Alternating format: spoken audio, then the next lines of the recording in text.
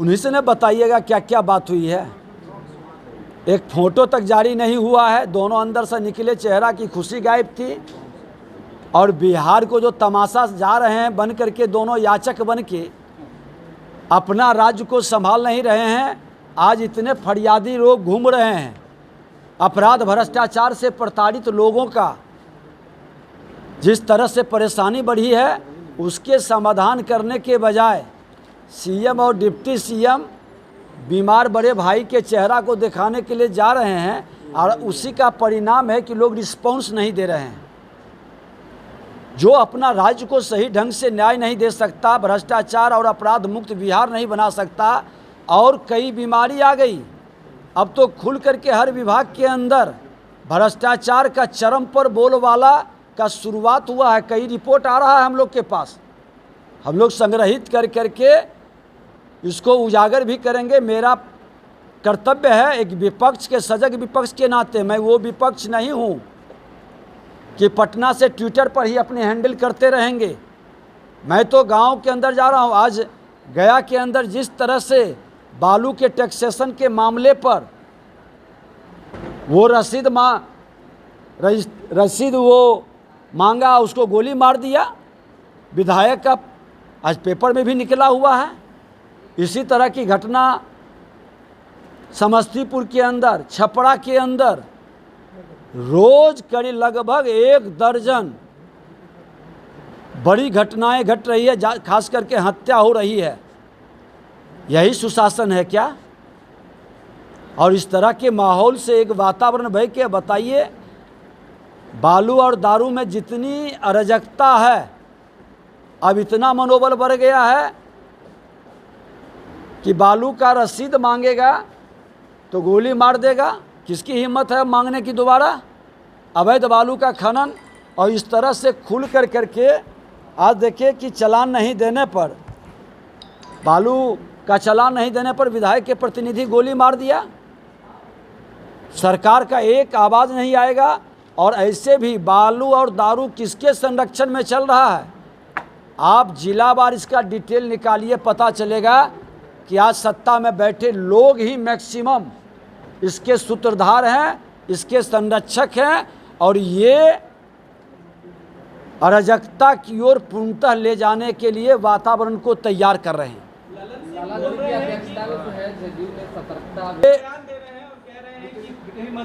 गृह मंत्री के बयान को ललन बाबू जिस तरह से परोस रहे हैं, शर्म लगनी चाहिए कि गृह मंत्री जी ने पैसा भेजा, आपने ज़मीन का अधिग्रहण नहीं किया। और वो एक प्रोजेक्ट नहीं है, पटना से लेकर के दर्जनों प्रोजेक्ट है। राज्य सरकार अपनी खामी को छुपा करके भरमाने का और बचाने का प्रयास करता है। आज गृह मंत्री जी ने जो काम किए हैं, और देश के प्रधानमंत्री जी, पूरा देश नमन करता है। कश्मीर से लेकर कन्याकुमारी तक जितने बड़े बड़े समस्याओं का समाधान किया है। और सतर्कता अभियान किस चीज़ का? सतर्कता अभियान अपराधियों से, भ्रष्टाचारियों को सतर्क कर रहे हैं। अपराध बढ़ रहा है, भ्रष्टाचार बढ़ रहा है, क्या उसके लिए आप सतर्कता अभियान निकालते? पुलिस प्रशासन के अंदर जिस तरह से भ्रष्टाचार चरम पर है, तो ये सब काम नहीं करेंगे। वो सतर्कता अभियान नहीं है, वो भ्रष्टाचार अभियान का बचाव का एक माध्यम बनाने जा रहे हैं।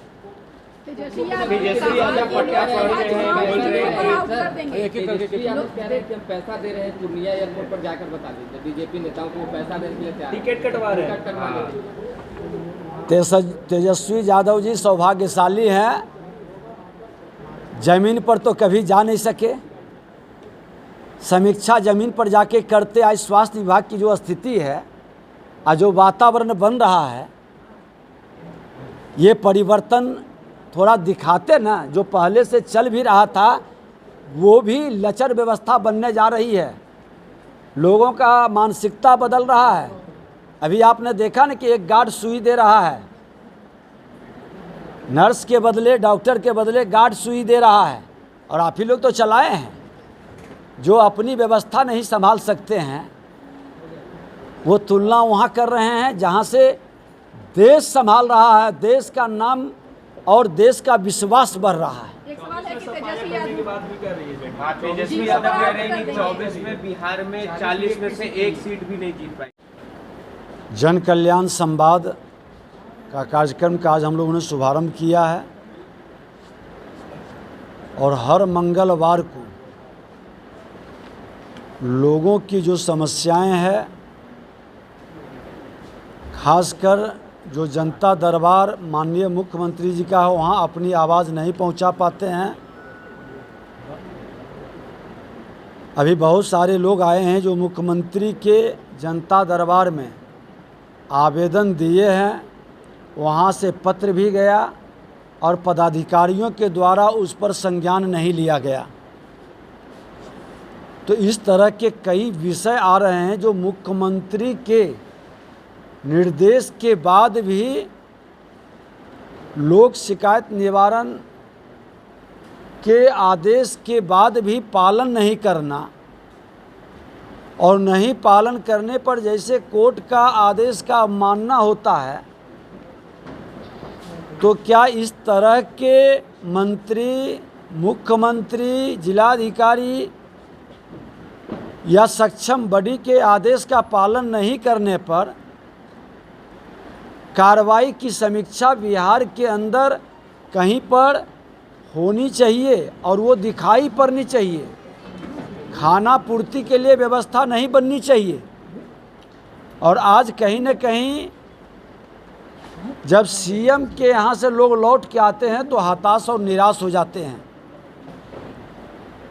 कि जब अंतिम मुख्यमंत्री के यहाँ हम पहुँचा दिए और जब वहाँ से भी नहीं सुन रहा है पदाधिकारी, तो कहाँ जाएं।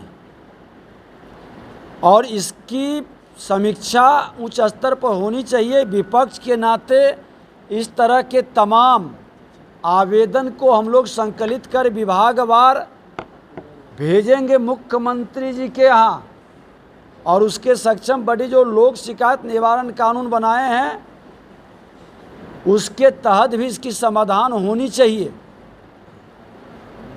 आखिर जनता परेशान होकर इसकी शिकायत, जनून शिकायत की समाधान नहीं होगा।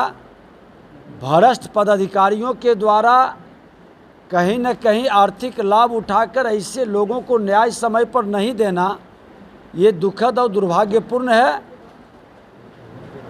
हम लोग जन कल्याण संवाद आज कई वर्षों से अपने क्षेत्र में भी कर रहे हैं, लगभग 10-12-13 बरस से कर रहे हैं, और कई शिकायत इस तरह की आती है। इसको गंभीरता से लेने की ज़रूरत है और सभी माननीय विधायक अपने क्षेत्र में इस तरह के सरकार के आदेश, सक्षम बॉडी के द्वारा जो दिया गया निर्णय और जिले और प्रखंड के पदाधिकारियों के द्वारा अनुपालन नहीं करना, इसकी समाधान के लिए ज़रूर प्रखंड स्तर पर एक समीक्षा होनी चाहिए, और वो भी बॉडी हम बनाएंगे। हमने इसीलिए विधानसभा के अंदर सभी माननीय विधायक को बैठने के लिए प्रखंड स्तर पर कार्यालय की बात किए थे, जिसको सदन ने सर्वसम्मति से पारित किया था।